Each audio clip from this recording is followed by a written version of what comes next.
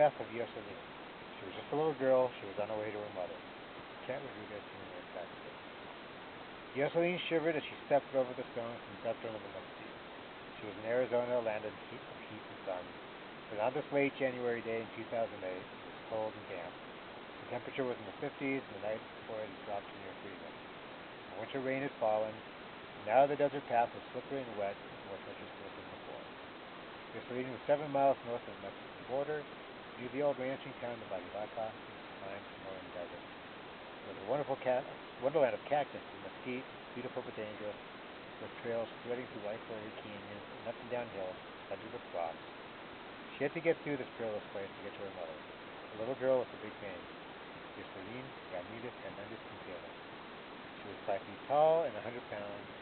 At 14, the younger she was, she had an important responsibility. It was her job to bring her little brother, age 10, safely to their mother in Los Angeles. The Hernandez kids had never been away from home before and already had been traveling for weeks. Now they're almost there, just days away from their mother's embrace. The family hadn't been together in a long time. Their father, Santos, was living full in Nueva, their mother, Sonia, in California. Both parents were documented working in the shadows. Back home in El Salvador, the kids lived with relatives, and in the years their mom,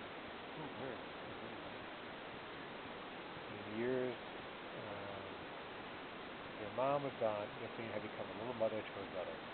Finally, Sonia, who worked long enough and hard enough to save up the money to send for children, she'd arranged for Josseline and her brother to come north with adults who lived at home, people she trusted.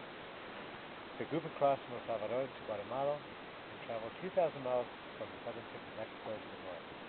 The trip had been arduous. They skimped on food, slept in buses, or, when they were lucky, in casas colectivas, cheap flop houses that catered to poor travelers. In Mexico, the migrants feared the federales, the national police. Now the United States, they were trying to evade the border patrol, the dreaded migra. But here in the borderlands, they were in the hands of a professional. Like the thousands of other undocumented migrants pouring into Arizona, jumping over walls, trekking across mountains, hiking through the desert, their group was contracted with the Coyote, a smuggler paid to steer them over the international line.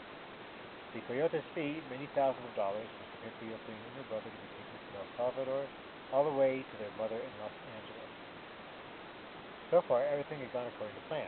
They had flipped over the border from Mexico, near Tuscaloosa, 20 miles from here, and they spent a couple of days picking their way through the strange desert, where spiky cacti clawed the skin, and the rocky trails lead to the east. The Coyote insisted on a fast pace. They still had a hike of 20 miles ahead of them, out to the northbound highway, Interstate 19, where their ride would meet them and take them into the United States. Josseline pulled her 2 jackets close to the fold. She was wearing everything she had brought from home. Underneath the jacket, she had on a tank top, better suited to Arizona's searing summers than its chill winters, and she pulled up a pair of sweatpants over her jeans. Her clothes betrayed her girly face. One jacket was lined in pink. Her sneakers were wild bright green, a totally full pair of shoes that were turning out to be not even close to adequate for the typical path she was walking. A little white beaded bracelet circled her wrist. Best of all, her sweats, a pair of butt pants with the word Hollywood emblazoned on the rear. Josseline planned to have them on when she arrived at the land of the movie stars. She tried to pay attention to the twists and turns on the footpath, to obey the guide, to keep up with the group. But by the time they got to Cedar Canyon, she was lagging.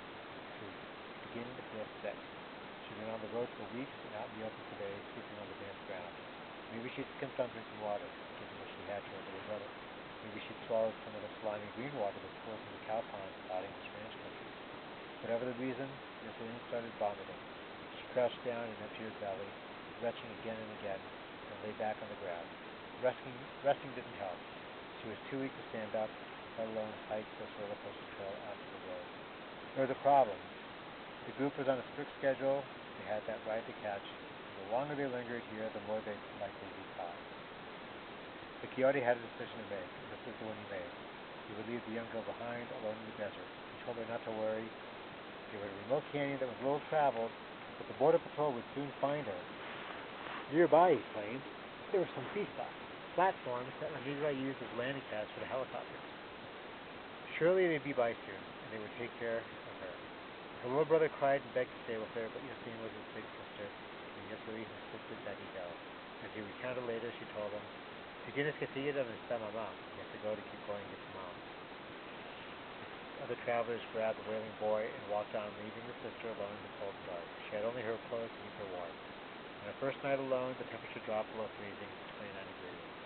By the weekend, when her brother arrived from Los Angeles and sounded the alarm, Arivaka had warmed up to 37 degrees.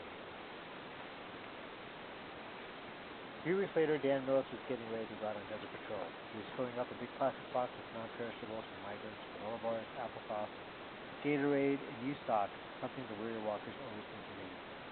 He tossed the box into his car and then loaded up dozens of gallons of water. A former high school teacher, Dan, 28, was an outdoors enthusiast who spent a year volunteering with No More Death. The Tucson group determined to stop the deaths of migrants in the Arizona desert. As the United States clamped down on the urban crossings, desperate travelers were pushing into even more remote wilderness and dying out there in record numbers. The No More Death folks began hiking back between the Arivaka wilderness, an hour and a half southwest of Tucson, setting out water and food in the rugged hills. Sometimes they'd meet up with migrants who were lost or sick, and they would provide first aid, and sometimes they'd find a body. Before he left town, Dan studied the trail map. He could see the several heavily traveled Arivaka trails converge on a single ridge. He wanted to drop his load there, so he would do the most good. 3 buddies were coming along to help, but the goods they were packing would be heavy. Each gallon jug of water weighed almost 8.5 pounds, so he wanted to get his car as close to the ridge as he could. The map showed that a dirt ranch road heads near the drop spot. Volunteers would have to hike up through the canyon where they'd never been before. Dan didn't know the canyon would even be passable, but he decided to give it a shot. He had heard about Josseline Hernandez. When the girl's little brother arrived in L.A. without her, the Strutt family had called the Salvadoran consul in Nevada, the border town, and the consul connected them with Coalición de Derechos Humanos, a human rights organization in Tucson. The Derechos Humanos annual list of the desert's dead tried to help families with this. The coalition's Cat Rodriguez said 2 or more reports of lost migrants a month. Josseline's mother couldn't even talk to her. She was becoming undone. But the uncle gave Cat a description of a teenager in her clothes, including distinctive green shoes. Josseline was so proud of. Cat always asked for pictures of the loved ones smiling. Teeth, after all, can be used to identify a corpse. The family sent Cat photos and pictured Josseline in uniform and cap, banging the cymbals in a parade with her high school marching band. Josseline closing. I should probably turn this off. We run out.